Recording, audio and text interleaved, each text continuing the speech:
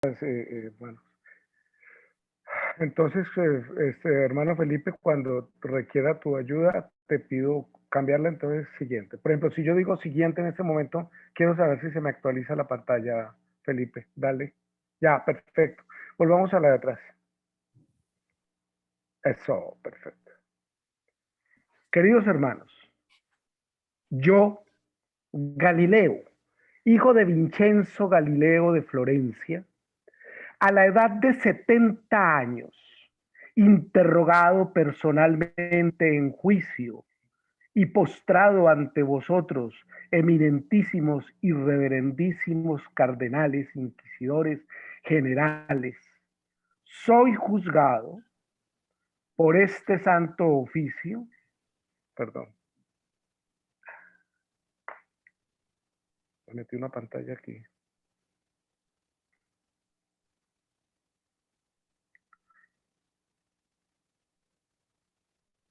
Soy juzgado por este santo oficio vehementemente sospechoso de herejía, es decir, de haber mantenido y creído que el sol es el centro del mundo e inmóvil, y que la tierra no es el centro y se mueve.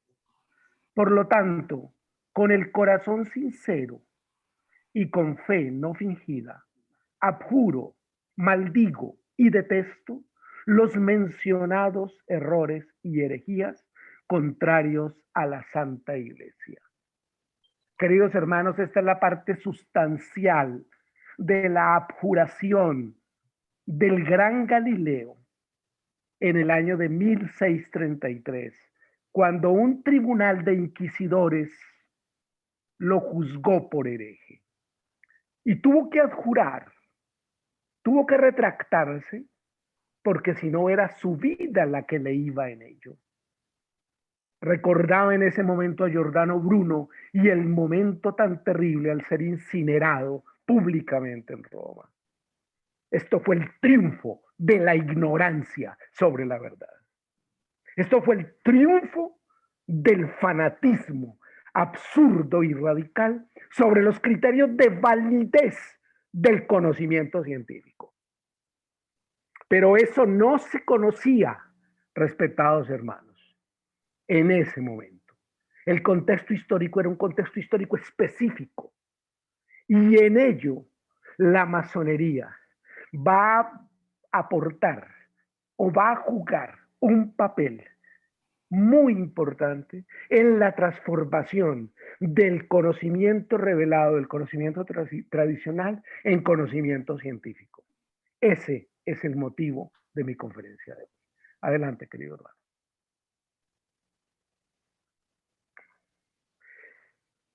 Esta, esta charla, esta plancha, la he titulado El papel de la masonería en la transformación del enfoque epistemológico, es decir, en el enfoque de la ciencia, que tuvo que ver la masonería en la confección de la futura ciencia en la etapa de la modernidad.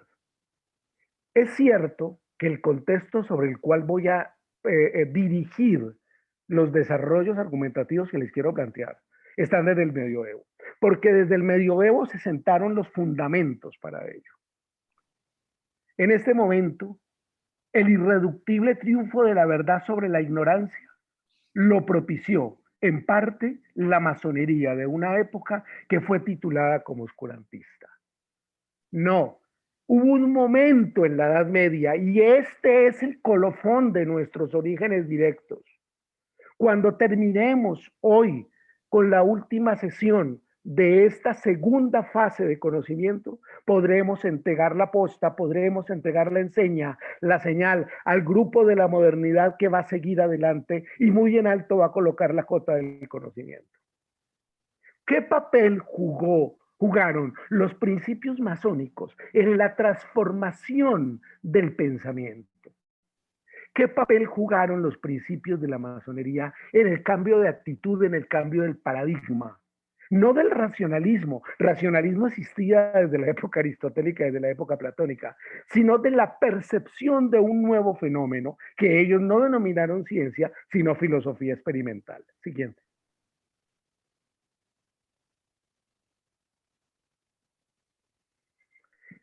¿Cómo se formulan entonces los problemas de investigación? Estos son los planteamientos que desarrollo aquí, las hipótesis de trabajo. ¿Representó la masonería un papel protagónico en el proceso de transformación del pensamiento, en el conocimiento? En otras palabras, le cabe a la masonería del postmedioevo, en una fase de transición casi que indeterminada, algún grado de participación en la configuración del concepto de ciencia. Léase en la configuración y la construcción de una nueva forma de filosofar, era la filosofía naturalista o la filosofía experimental.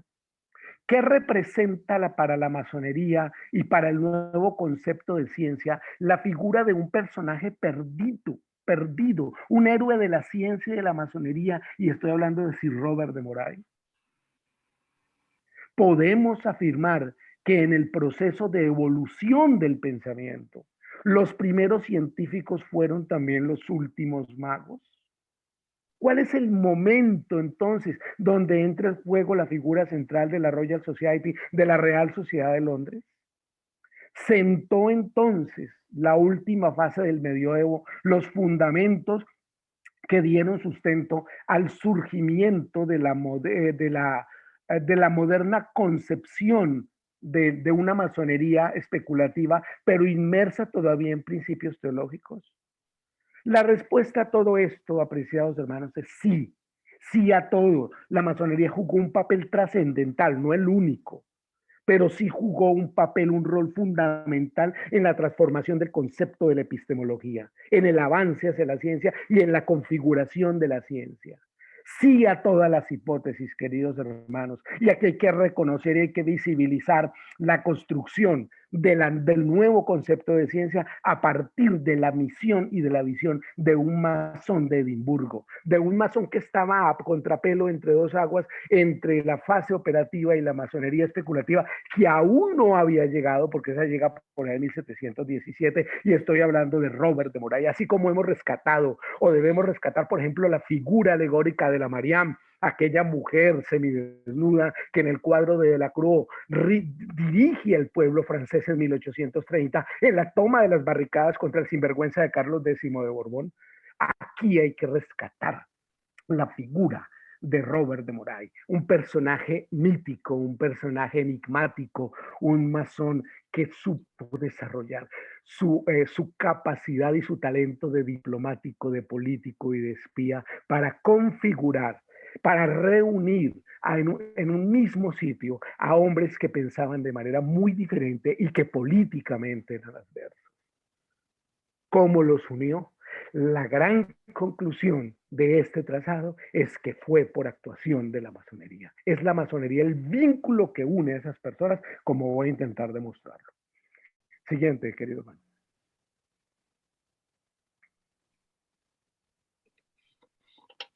En este contexto, me permito postularles un argumento.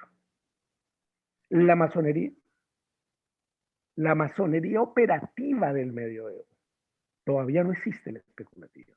La masonería operativa del medioevo, en conexión teleológica, es decir, en conexión de fines, con una visión masónica del medioevo inmediato, o sea, del postmedioevo, sentó las bases que fundamentaron los elementos sobre los cuales se asentó el surgimiento de la ciencia. En esta época, el hombre cambió de actitud y empezó a preguntarse de una manera diferente por el cosmos, por el mundo y por sus límites. La masonería es la creadora de la Real Sociedad de Londres. Y la Real Sociedad es la primera agremiación de filosofía experimental, léase de ciencia natural, que se crea y que impulsa el concepto de ciencia en contra del concepto de superstición. La Real Sociedad es hija y heredera de la masonería, porque además fue creada por un masón, Robert de Moray, quien reunió a las personas que le dieron vida. La siguiente. En este concepto, en este contexto, ¿cuáles eran los sistemas de pensamiento que se veían entonces en el medioevo? Recuerden que estamos en los orígenes directos medievales. Estamos terminando este contexto, siglo XV. Ya va a cambiar el mundo, hay una percepción de la vida diferente, ya es diferente la cosmovisión respecto a los siglos X y XI. Aquí hay un enfrentamiento entre dos grandes escenarios, la revelación y la observación. Russell, el gran Bertrand Russell, decía que la diferencia de los dos contextos estuvo en el método, en el espíritu del método. Y Bertrand Russell, estas no son palabras mías, esto los extraigo del libro sobre la ciencia de Russell, hablaba de que la percepción del método dogmático teológico era el dogma. Es decir, metodológicamente era partir de un concepto universal del cual se derivaban los procesos investigativos, que sí lo sabían, por ejemplo en la Universidad de Salamanca, como premisas para luego llegar a determinadas conclusiones.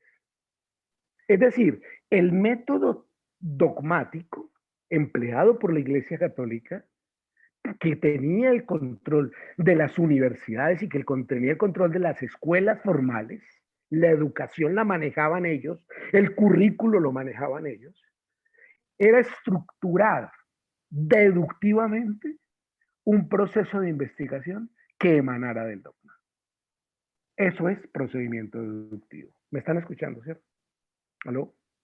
Sí, querido hermano. Sí. Eso. En tanto que según Russell, esto no es mío, el método científico es exactamente lo contrario. Es el procedimiento inductivo. Mientras que el deductivo va del todo a la parte, el inductivo va de la parte al todo. En el método científico se procede a un registro de los datos, dato por dato, uno por uno, y luego de eso, como en una estructura de rompecabezas, llegar a una conclusión de carácter general. Este fue el método que aplicó Copérnico antes que Galileo y el método que aplicó Newton después de Galileo. Pero Galileo es la bisagra entre dos mundos. Reivindica a Copérnico, que como astrónomo se lo tenían tirado la Iglesia Católica, porque es precisamente la tesis heliocéntrica lo que hace que condenen a Galileo, esa reivindicación. Y es lo que hace que Newton posteriormente, Kepler también, Newton estructure sus teorías. Ese método no es deducir a partir del dogma, es inducir a partir de la observación. Es observar, es procesar, es interpretar y es formular conclusiones. Russell dice, tal vez con atinada voz, que las grandes diferencias de las percepciones de la concepción teológica medievalista y la concepción racionalista de la edad moderna que se nos viene encima ya dentro de 15 días es la contextualización de los métodos en desarrollar el proceso de investigación. Galileo es la bisagra entre dos mundos. Es el hombre que se atreve a pensar porque Copérnico había sido silenciado. En una carta Kepler se carteaba con Johann Kepler, nada menos que el estructurador de las leyes de los astros, de los cuerpos celestes. Galileo le decía a Kepler que él solo obedecería a los teólogos en la medida que estos supieran de qué hablaban. Y que la condena hacia él ni siquiera había pasado porque estos recurrieran a una observación por el telescopio. Recuerden que Galileo inventa el telescopio. Además lo hace él, lo crea él. Es que estos son masones operativos. Yo no sé si Galileo era masón, no me atrevo a decir eso, pero en la masonería operativa de la construcción, cada uno de los personajes que integran posteriormente la Royal Society construyen sus herramientas. Galileo construye el telescopio. Y en ese proceso, los datos son de carácter experimental, comprobados y comprobables y sometidos a crítica, porque son verdades de la naturaleza. En tanto que el método dogmático es no apartarse de la estructura del dogma, la cual se considera como infalible. No se puede discutir, no se puede contradecir. ¿Cuál fue la razón para que condenaran a Galileo? La reivindicación del heliocentrismo de Copérnico, es decir, que el Sol es el centro del universo. De las 4 postulaciones de Galileo, 3 son ciertas hoy en día, 400 años, 500 años después. Y todavía son fundamentos científicos. En una se equivocó. Él estructura que el Sol, que la Tierra se mueve. y que la Tierra no es el centro del universo. Ambos postulados son ciertos. Igualmente plantea que la Tierra gira alrededor del Sol, lo cual es cierto, y no era como se decía en ese momento que el Sol era el que giraba alrededor de la Tierra, la teoría geocéntrica. En lo que sí no acertó fue que el Sol estaba inmóvil. Todos sabemos que el Sol se mueve en una órbita estacionaria ante la estrella Vera de la constelación Centauro. O sea, el Sol tiene movimiento propio. De las 4 verdades acertó con 3. Y por eso casi lo queman. Por eso le tocó apurar. ¿Y cómo es posible, queridos hermanos?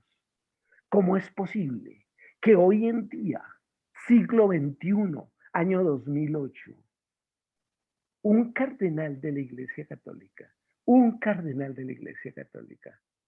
se atreva a expresar que el heliocentrismo copernicano es algo discutible? Pero eso no paró allí.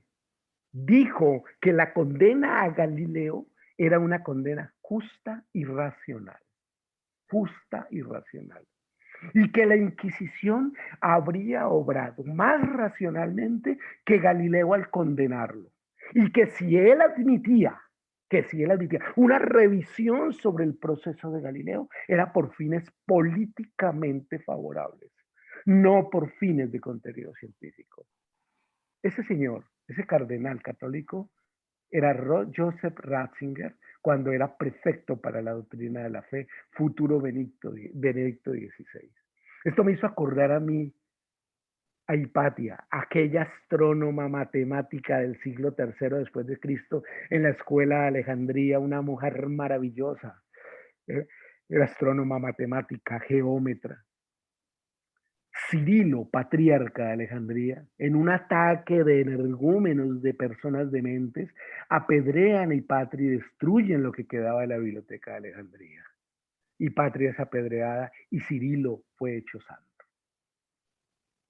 Creemos que esto es cosa del pasado. No es así. En el 2008 se está justificando racionalmente todavía la condena a Galileo, a pesar de que el Papa de la época ha tratado de reivindicarlo, pero dejó el expediente abierto.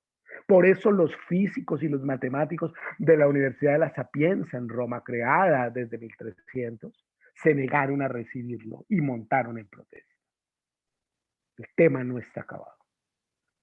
En una carta que le cursa Galileo a Cristina de Lorena, que era su protectora, que era la duquesa de Toscana, o sea, la duquesa de Florencia, le expresa que no existe ambiente para el mantenimiento de las teorías heliocéntricas, porque los argumentos no son argumentos sino opiniones. Los científicos no opinan, argumentan. Los juristas no opinan, argumentan. El conocimiento científico se prueba, se demuestra. Los argumentos son consecuencia entonces de esos elementos. Entonces Russell, volviendo a Bertrand Russell, expresa que más bien es de un enfrentamiento de métodos y que por lo tanto el apartarse de las Sagradas Escrituras implicaba un desconocimiento del dogma. Entonces aquí se presenta un cambio en la percepción de las cosas. Hay un momento histórico, así como en el periplo del hombre hace 4 millones de años, el antiguo Nardental antes del Homo sapiens o llega el Homo sapiens, hay un momento que se estructura y se habla de que se presenta un salto en el pensamiento. Cuando se deja el pensamiento instintivo y se recurre ya al pensamiento de las consecuencias. Es decir, no hago tal cosa porque me puede suceder esto y por lo tanto lo evito. El pensamiento de la evitabilidad. Hay un salto no medible en el tiempo que convierte a ese hombre, Homo sapiens, hombre que piensa, en un hombre que sabe que piensa, Homo sapiens sapiens. Así, en este contexto, hubo un momento en el medioevo donde se presentó un salto, entre comillas, un giro, un avance, un doble clic en la mente de los pensadores de la época, de la masonería de la época, para estructurar una nueva visión del mundo. Ese momento tan difícil de establecer lo he fijado yo en la crítica del nominalismo, en el famoso debate de los universales en la filosofía de la época. Es decir, la creación de la Real Sociedad, la creación de la ciencia moderna, La creación de la ciencia, de la filosofía experimental, el dato comprobable, el método científico, no se creó, no surgió por generación espontánea. Las bases estaban dadas desde el medioevo tardío. Las bases estaban dadas desde un medioevo donde hubo un momento en el campo de percepción, en el campo de visualización, y la masonería jugó un papel en eso, así como la va a jugar con Robert de Moray en la creación de la Real Sociedad, donde gente tan disímil que había apoyado a Cromwell, que había apoyado a Carlos I, eran monárquicos, eran neutrales, eran republicanos, eran del parlamento, había una cruenta guerra civil en Inglaterra, los unió y los sentó en una mesa porque solo tenían un elemento común entre ellos. Varios eran masones. Y esa masonería no es una masonería especulativa. Todavía no. Es una masonería que está en transición, desde la operatividad hasta la especulación. Es que son los siglos perdidos del conocimiento, pero son los siglos más fructíferos, hermano Felipe, sigamos. En este contexto, el punto de llegada, mire que voy a tratar primero el de llegada en el de partida, es la Real Sociedad. ¿Qué elemento une a personas de tan disímil protagonismo social a aceptar trabajar en conjunto en pos de la investigación natural? Estas no son preguntas mías. Bueno, tal vez una, no todas. Estas son preguntas que establece un autor llamado Robert Lomas en una investigación científica llamada El Colegio Invisible, de cuyo subtítulo extraje en la línea de investigación de este trabajo. ¿Qué elemento une a esas personas? Es que las que estaban monarquistas de la época de Carlos I, estaban Estuardo, partidarios de la monarquía de Estuardo, estaban parlamentaristas, y sobre esto yo creo que merece 2 minutos que me refiera al tema. Inglaterra venía manejada por Carlos I de los Estuardo, y se revela contra él el Parlamento y colocan entre ellos al Lord Protector, que es Oliver Cromwell, quien lo derroca, bueno, lo derroca sí porque lo hace huir y lo decapita. Robert de Moray pudo salvarlo, pero el rey no quiso salvarse. Entonces, en ese contexto, Oliver Cromwell toma las riendas de Inglaterra, declara la república y gobierna con mano de hierro. Hay una anécdota muy curiosa, que es que cogió un letrero y lo puso en la puerta del Parlamento y dice: este edificio se pone en venta. Era el parlamentarismo contrario a Cromwell, tenía sus ejércitos, pero Cromwell los supo dominar. Robert de Moray juega como un pez en el agua con sus contactos masónicos en esta época. Pues bien, Carlos II es masón. Carlos II, cuando viene la restauración, hay fotografías donde él aparece entre columnas y aparece con el cetro entre columnas y con los símbolos masónicos. Entonces la guerra civil separaba a estas personas. ¿Qué los unía? Habían partidarios de la Casa Estuardo, habían partidarios de la restauración, había un cuñado todavía de Cromwell. Se odiaban mutuamente, políticamente, pero eran masones. Aquello era un crisol donde se mezclaban los partidarios de todo tipo. ¿Qué inspiró a este grupo tan incompatible de científicos a unirse bajo la dirección de Moray? El contexto histórico es la restauración. ¿Qué los inspira a unirse? Los vínculos masónicos. Robert de Moray necesitaba estructurar una fortaleza en la armada para que Carlos II pudiera combatir la amenaza de Holanda. Por eso es la razón de que Moray, cuando confecciona los estatutos de la Real Sociedad, establezca que no se puede, que solo hay 2 prohibiciones, que no se puede hablar de religión ni de política. Eso lo extrajo de los estatutos de la Logia de Edimburgo. La masonería le prestó a la Real Sociedad eso y unos principios, dichas formas de actuar y unos principios, la elaboración por actas, la dirección de una presidencia, el manejo de minutas, y es conforme a esa línea de comportamiento masónico que se da inicio a la historia de la Real Sociedad. Muy bien, siguiente. El cambio entonces, bueno, pero entonces regresó un cambio de actitud. Ese es el punto de llegada, pero ese no es por generación espontánea. Cuando un río desemboca en el mar, la parte perceptible de arriba es el punto de entrada. pero por dentro las aguas se han mezclado muchos kilómetros antes. Entonces, allá el punto perceptible de la Real Sociedad, lo que sucedió en el siglo XVII. Pero desde el siglo XV y XIV venía un cambio dándose. Se venía gestando un cambio. ¿Qué es el conocimiento? ¿Y qué era el conocimiento medieval? ¿Qué era el conocimiento de nuestro contexto que terminamos? Era una condición de la razón. En contra de lo que se pensaba, que el conocimiento era una condición de la fe. El conocimiento es una condición de la razón. ¿Y cómo se presenta? ¿Con qué ropa se viste? ¿Con qué zapatos y con qué corbata lo ponemos? Con el ropaje del pensamiento. O sea, el pensamiento es la expresión del conocimiento ubicado como condición de la razón.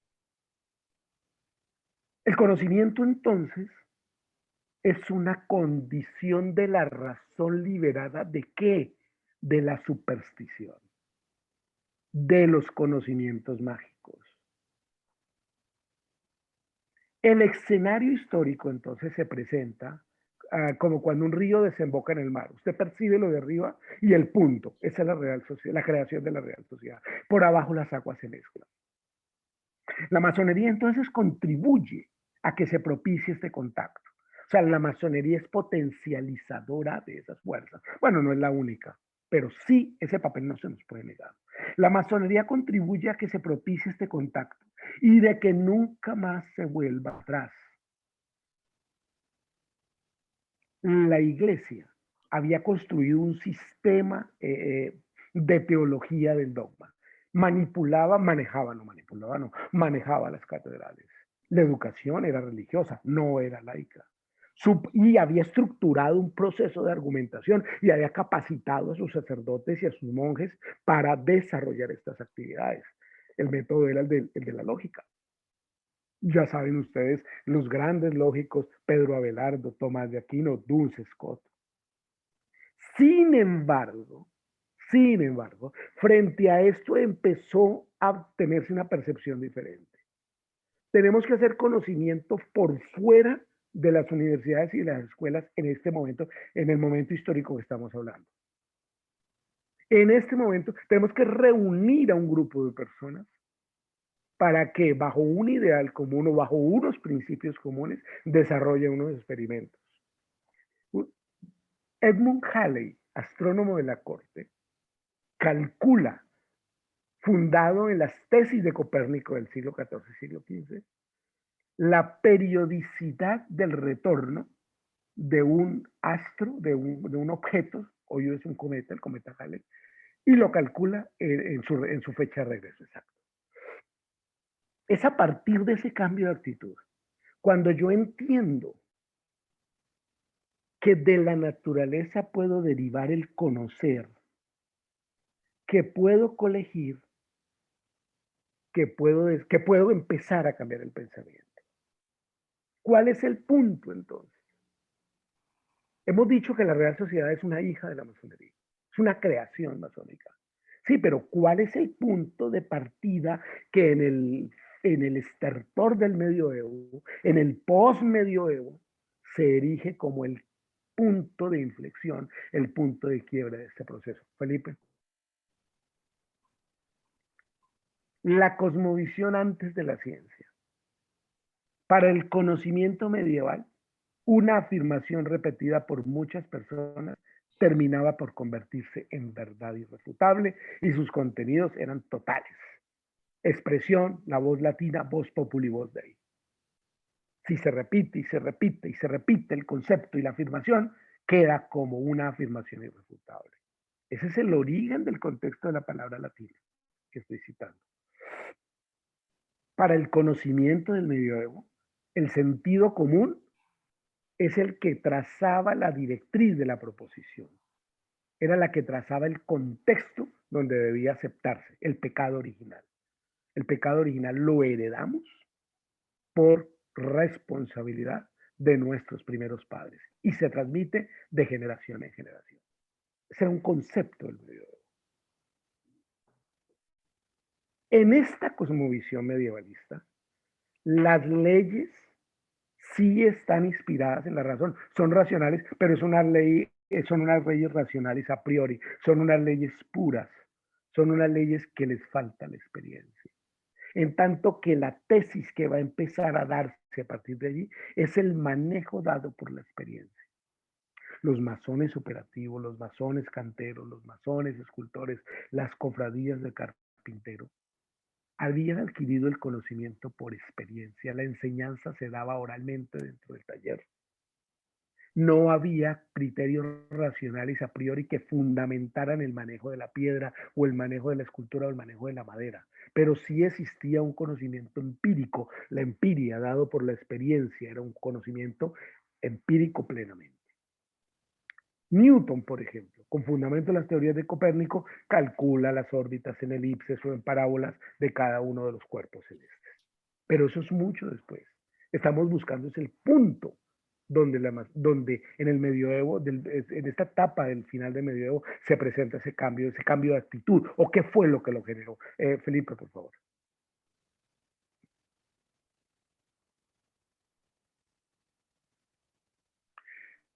En el siglo XVI, así como en el siglo XV, en el siglo XIV y en el siglo XIII, el único medio para entender y explicar el funcionamiento del cosmos era la magia. La racionalidad la daba el conocimiento mágico. Hay conocimiento empírico, hay conocimiento intuitivo, hay conocimiento racional. Pero la magia también implica su racionalidad.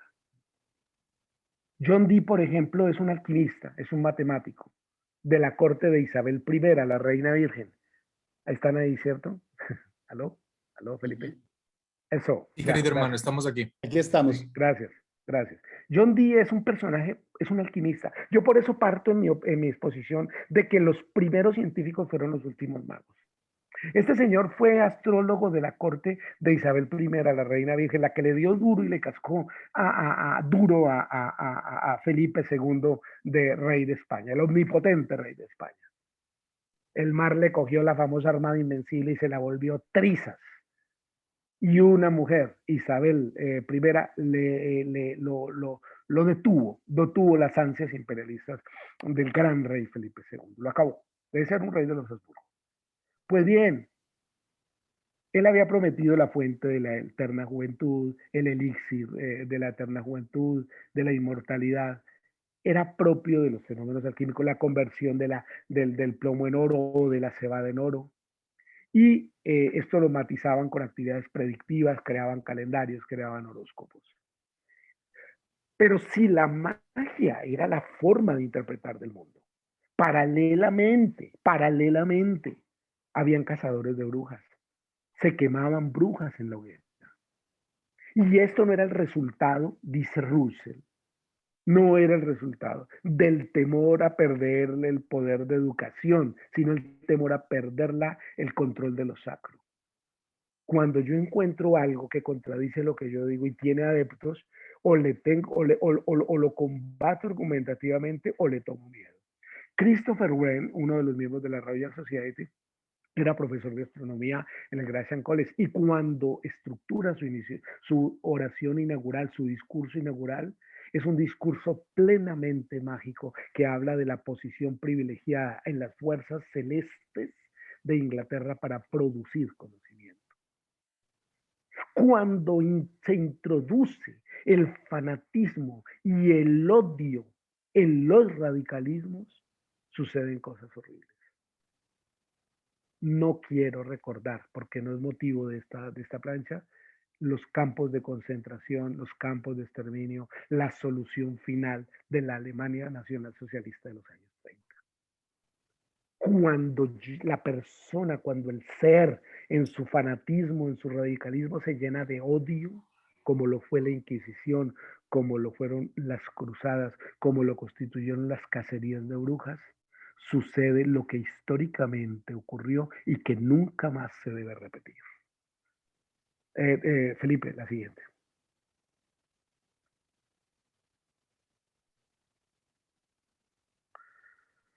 Con el advenimiento de los Estuardos muere la magia y nace la ciencia. Hay un cambio en una visión. El premier británico Churchill, Winston Churchill, establece que los principios del siglo XVI y XVII eran establecer por qué se debía tributar, quién creaba las leyes, el rey estaba sometido a las leyes. En todo este contexto, la ciencia, la ciencia no es una contradictora del mito. La ciencia es una derivación de él, es un proceso posterior. Cuando el ser humano no pudo interpretar el rayo, no pudo darle una explicación a la centella, se arrodilló ante ella, la adoró y la elevó a condición divina. Cuando el ser humano explica el fenómeno del rayo como una descarga eléctrica, lo entiende, lo desmitifica, lo derroca de su condición sacra y lo vuelve un fenómeno natural. Y sabe que él, como intérprete, es el centro de la creación. En la siguiente, Felipe.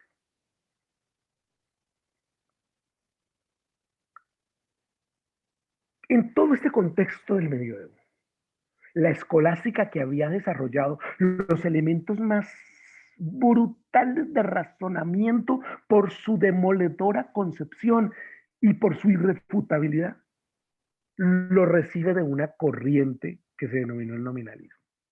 Este es el punto de quiebre en la Edad Media donde se desarrolla un cambio en la visión de actitud. Este era el punto que yo estaba buscando. Y se da en el contexto de la teoría de los universales, el famoso debate de los universales de la filosofía de la Edad Media, con Occam y Duns Scoto, que programaron el nominalismo. No voy a hablar del tema, no es el motivo de esta plancha. Esto daría para una serie de planchas. Pero lo que sí les puedo explicar es que el nominalismo viene de nombre. ¿Qué es la cuestión de los universales? Es muy sencillo. Hay conceptos, los conceptos son o no son universales. Hay conceptos que son universales. El concepto de verde que tiene la manzana, el concepto de verde que tiene una camisa, el concepto de verde que tiene una rana, es el mismo verde, es un universal, es un concepto que se puede distribuir entre todos. Si yo asumo que eso es así, yo entiendo que el concepto verde es un universal, que tiene realidad independiente. Los nominalistas le dijeron, no, venga para acá, ¿qué es lo que está diciendo? ¿A dónde está el verde? Muéstreme el verde, el concepto de verde. No, lo que yo veo son representaciones del verde. La justicia no es un concepto universal, dicen los nominalistas. Yo lo que conozco son acciones justas o injustas. Es decir, yo a una acción, a un fenómeno de la realidad, le puedo aplicar el predicado de justo. Yo puedo decir que esa sentencia es justa o es injusta. El problema se estructura con el concepto de persona. El concepto de persona es un universal. No el de hombre es una singularidad. El de mujer es una singularidad. Simone de Beauvoir tiene un libro donde plantea el tema. Y habla en 1949, habla sobre la feminidad como un universal moderado.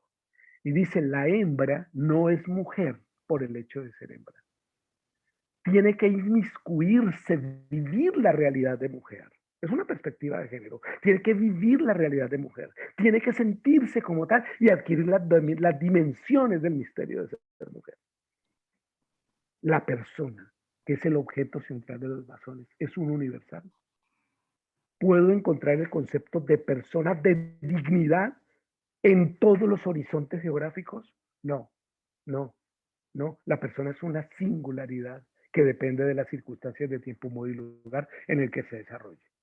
Pero entonces llevemos ese concepto filosófico a nuestro problema. ¿Y por qué yo digo que aquí es el punto de inflexión?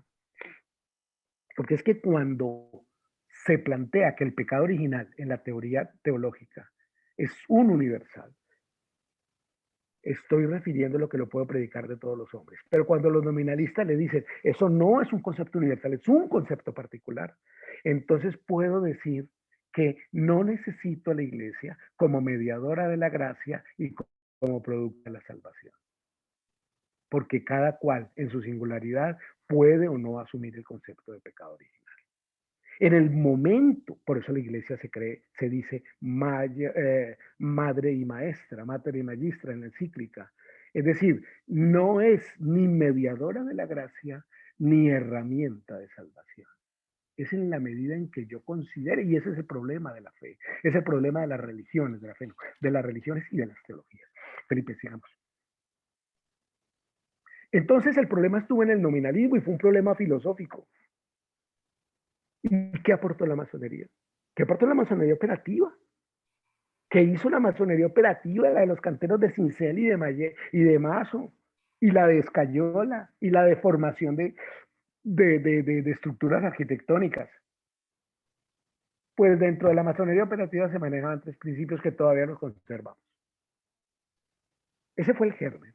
El primero, en los procesos naturales también está Dios. En los fenómenos de la naturaleza también está Dios.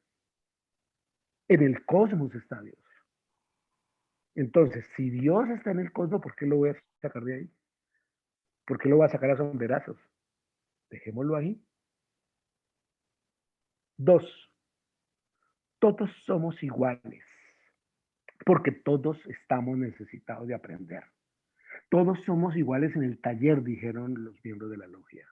Somos iguales para aprender. Puede que nuestra condición como persona no lo seamos, pero la igualdad se da en la potencialidad del aprendizaje. Y para garantizar la igualdad, Moray, vuelve y aparece nuestro héroe, plantea la obligación de no abordar temas ni de religión ni de política. Si yo quiero garantizar el principio de igualdad en una logia, de igualdad por el conocimiento, no otra igualdad, sino igualdad por el conocimiento, de acceso al conocimiento mistérico, de acceso al conocimiento hermético, de acceso al conocimiento masónico, tengo que garantizar que no se toquen determinados temas que ofendan la intimidad, la susceptibilidad interna del ser. Y por último, el masón en logia elige a sus pares como sus dignatarios. El masón en logia elige a sus pares como sus dignatarios. Ese es el principio del concepto democrático de elección o de democracia representativa. Aquí nace.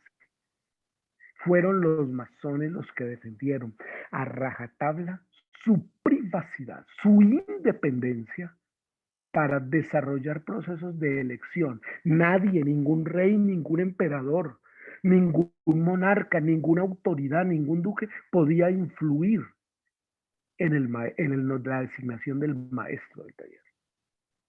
No era un abanico de candidatos. Se iba formando como en un crisol, se iba amalgamando el nombre del futuro venerable maestro, del futuro maestro del taller, que recibía el apoyo unánime de todos. En una época donde había monarquías, en una época donde, por ejemplo, en Florencia el ducado se transmitía por línea consanguínea, no por opción de voto. Las logias masónicas sentaron las bases de ese principio. Y si yo encuentro a Dios en la naturaleza, no tengo por qué sacarlo. No tiene por qué haber algo inconciliable. Por eso nosotras, las logias regulares, participamos de los dogmas. La creencia en un principio rector y segundo, la inmortalidad del alma. Eso nos une. Lo demás podemos pensar diferente. Doctor Felipe, hermano Felipe, siga. En este contexto entonces, la masonería es formadora de ideas. ¿Pero de ideas qué? De ideas no sometidas al dogma, de ideas libres, de ideas autónomas.